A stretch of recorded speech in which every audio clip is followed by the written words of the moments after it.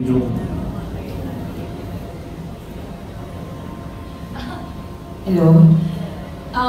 Well, supposedly dapat si Juanito dapat yung tinatanong niya regarding it. Kasi kunya, siya yung Nag-date? But, no, actually hindi ko alam kung sino nag-date. Okay. Hindi ko pa na-ask kasi hindi ko pa lang siya nakita. Ha? Hindi ko nag-date. Pero, yes, actually, kung pwede pa kukunin ko siya after the show. Ano reaction mo nung nakita? Hindi ko... Nagkamukha ako. I like it. Maganda po. Maganda. Yes. Thank you. Yung po si aking immediate reaction nung nag-umpisa yung show, tapos nagtilian yung mga tao bago lumabas yung mga artista. Hindi pa nagsisimula ang show, nagtitilian pa lang yung mga tao. Ang unang pumasok sa isip ko, ang galing-galing ng Viva. Diba? Para without a network and just using their own infrastructure and the app, they were able to create this fandom, a very, very interesting fandom with a varied menu of artists. Ang husay-husay ng Viva. So, tungkol dun sa kinakabahan pa ba ako kung tatanggapin ang show o hindi, kinakabahan ako June on so many levels.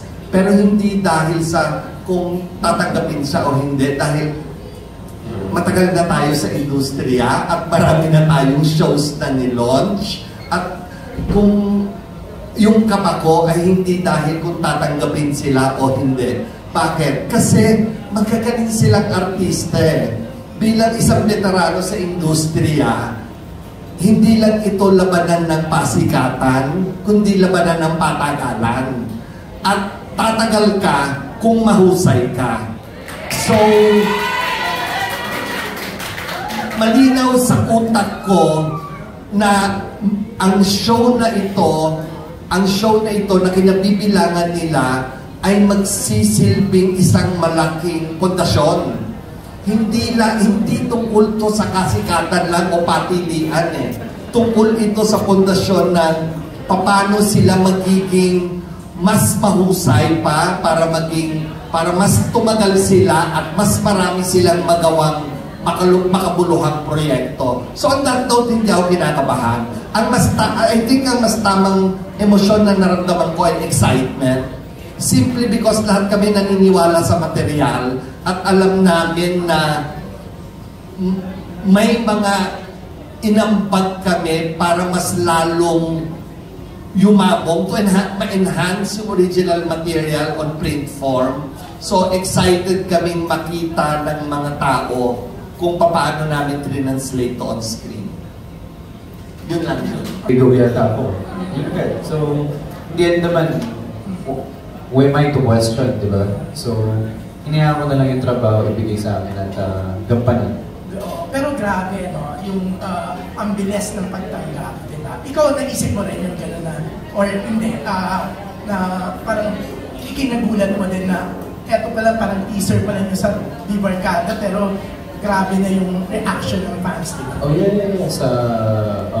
Dun sa C-drop na ginawa namin.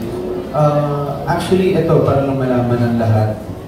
Until now naman, kahit from the Safe Skies Archer, pagpasok ko sa Viva, hindi ko pa rin naman tanggap na matatanggap ako eh. Hindi ko matatanggap yun. Kasi yung pinaka-importante sa akin, natanggap ako ng mga taong nagbibigay ng trabaho at nagtitiwala. That's to be honest. And, alam niyo, until now, hindi naman nila matatanggal yung sakit ng mga sinabi nila sa akin na as hero. Hindi ko siya magagamit sa pag-arte. Kung hindi, ang nagamit ko is yung mga humahawak sa balikat ko, sa likod ko. Ano yung trabaho mo yun eh? Kaya mga namin kinuha, pinagkatiwala namin.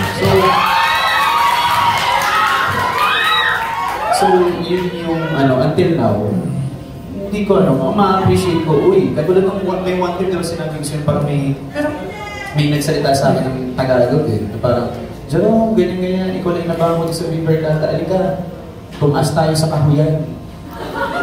Isipin mo ako, sabi ko, wow, natutuhan mo na na-appreciate mo.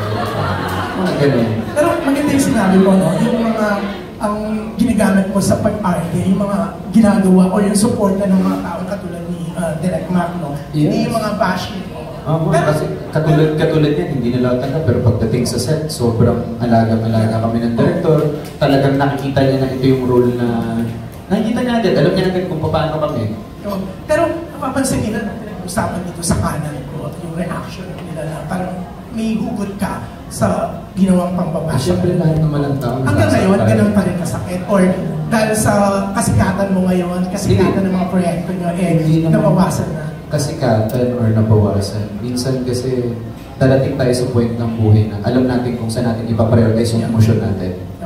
Pero eto na, ang mas mape-pressure siguro kayo ni Heaven kasi parang ang daming fans, umaasa na magkakaroon ng something sa inyo. Heaven award. Ngayon pala, parang siniship na kayong dalawa. Honestly, siguro ang ibig sabihin siguro dyan sa dagdag pressure is kahit paano, mag-care na rin ako dun sa pressure na natanggap ni Heaven. Kasi syempre, kami as a team, kami yan, even si Joseph, pero si Joseph wala, isang tanggalan ng t-shirt. Ay, hindi. Makakadagdag ng pressure yun sa'yo na magka-abs ka din para andaling mong ako, nagkamarikit lang ako kasi si Joseph ang naglalabas. Kasi si Joseph na dumagundong ang Araneta mismo pag-ubad niya. Hindi mo lahat ng boys ng Vivar Gato, tuman. Si Joseph, tanggalan ng t-shirt. Kasama sa broad yun. At least, yung reaction ng mga boys ng Vivar Gato na pag ganyan. Kasi madududa kami. Pero regarding sa pressure, we take it. Sabi nga nila, ang diamonds, hindi nabubuo ng walang pressure.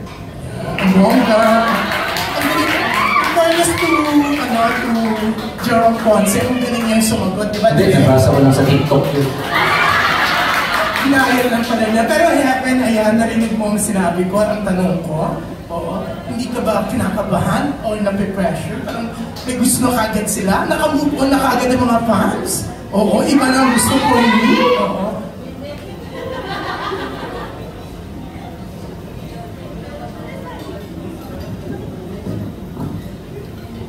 Hindi naman po ako kinakabahan. Hindi. Kasi hindi mo sayang ka ba? Hindi,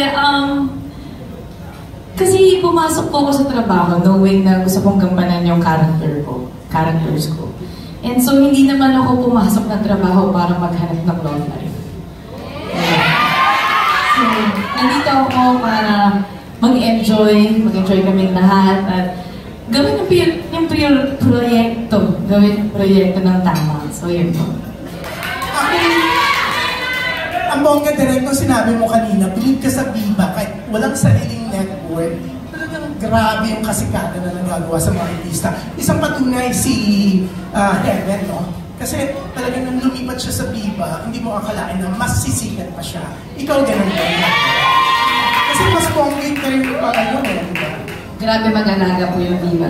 Kaya sobrang thankful po talaga ako. Nandiyan po si Boss Mal eh. Boss Mal, maraming salamat po. Feeling ko, kayong dalawa ni Jerome ang inspirasyon ni Joseph Marco, kaya sumunod na rin siya sa Viva. Joseph, di ba? Grabe yung, ano naman mo doon? Yung dumagundong yung buong Araneta Coliseum. Feeling mo ba dapat lalo na nakahubad? Dati kasi sa ano ka lang, sa mga billboard, di ba nalulokay mo ang tao? Nung una pinapasyaw nila ako, sabi ko parang ito lang ang kaya kong i-ambag. Kaya yung ginawa. Pero nakakatuwa, no? Yeah, very flattering. Overwhelming. Yeah, considering na nandun yung mga bibarkada na ang lalakas, Andres, mga katulad niya, di ba? Pero hindi ka nagpakabo. Kaya nga, tsaka karamihan ng nanonood pag gets. Sabi ko, start them young. Ang babonggang mag-dialogue ng mga artista mo, Direk Mac. Oo, hindi lang ganyan, mauhusay pa umarte. Yun ang jackpot sa akin.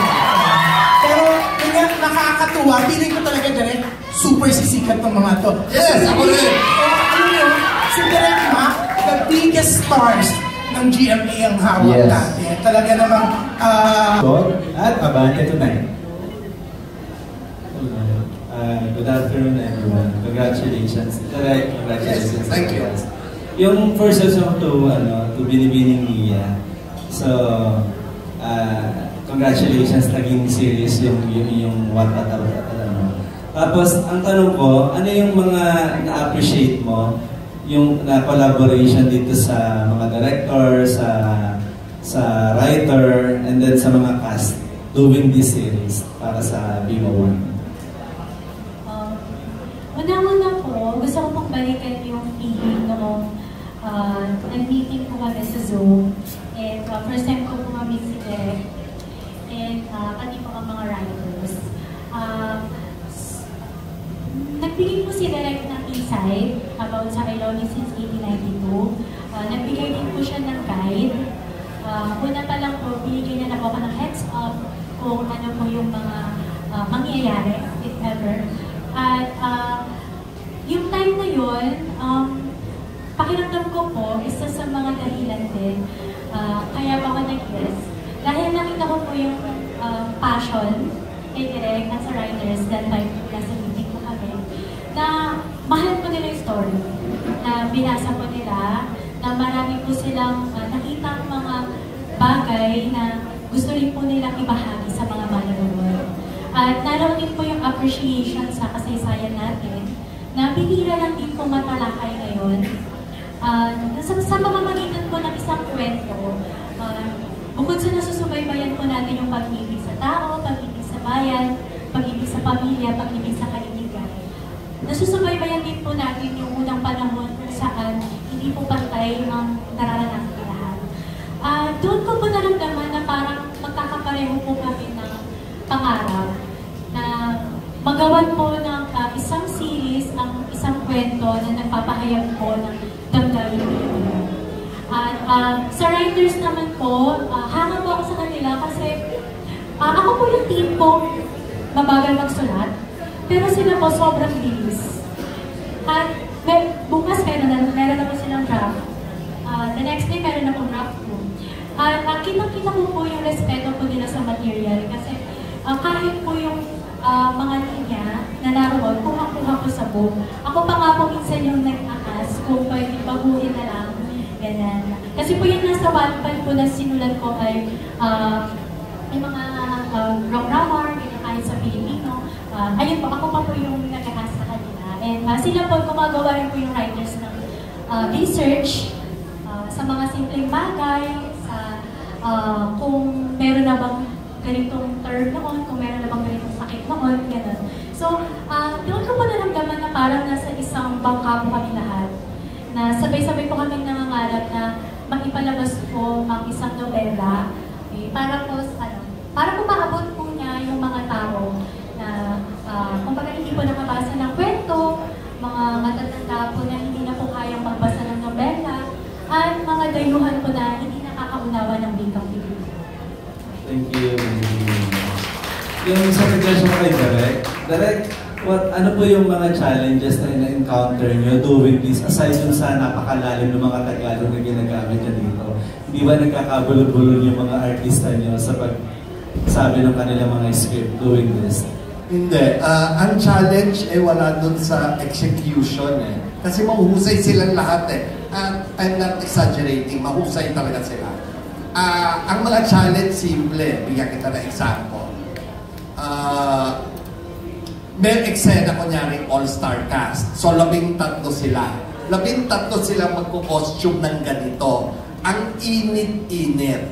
So, by the time dumating sila sa set, magre-rehearse ako. Kita ng rehearsal, pinapawisan na sila. So, magpupunat sa ng pawis, magre-retouch siya ng makeup. So, mag-take. Pagtapos pag-take, in the middle of the scene, I will cut. Kasi yung pawis nila tumutulo. So, magkakat na naman ako, magre-retouch na naman sila, etc., etc. So, ang isang eksenang simple basahin, pag ginawa mo, hindi siya simple gawin. Diba? For example, madaling basahin na, ay, yung ganito, naglalakad sila, namamasyal, etc., etc. So, maglalakad sila, mamasyal, etc., etc., mabato. So, maglalakad si Heaven na nakaganyan. So, sumasabit lahat ng damit niya. Merong muntik ba? Little things na hindi mo mai-imagine. O kaya ang feeling nila, ang sari-sariwa ng hangin. Pero nasa ilalim sila ng araw. Ang init-init ng suot nila, nakaganyan sila. So yung ganong challenges na na walang may konting kinalaman pero hindi malaking bagay sa acting. Kasi kung execution lang, they come prepared. They know what they're supposed to do. They listen. They're willing to work hard. Kaya lang minsan talaga, pag mainit, mainit. Tapos kahit umuulan, hindi ibig sabihin malamig. Minsan mas mainit pag umuulan. Very minor challenges, nothing great. Ay, isa pa pala. Dahil nagsushooting ng 1892 at lahat ng mga bahay na luma nasa main road na maraming dumadaan. Kahit isara mo siya, dinig mong ingay ng tricycle at ng sasakyan 2 blocks away, tapos nag-e-eksena sila ng drama, you have to cut. Tapos, babawin. Little things na hindi naman little talaga, pero wala kami magawa. Hindi namin kontrolado minsan. Thank you, so yun lang. Thank you. Yung last section to the Tricast, tanong ko lang kung paano kayo nakarelate dun sa character ninyo. Especially si Heaven na dalawa yung character mo dito, di ba? Yung makaluma at makabago. Saan ka mas nakarelate dun sa character mo, dun sa dalawa? Ayoko po masyadong magbigay ng detalye regarding the characters. Para sana meron ng surprise element pag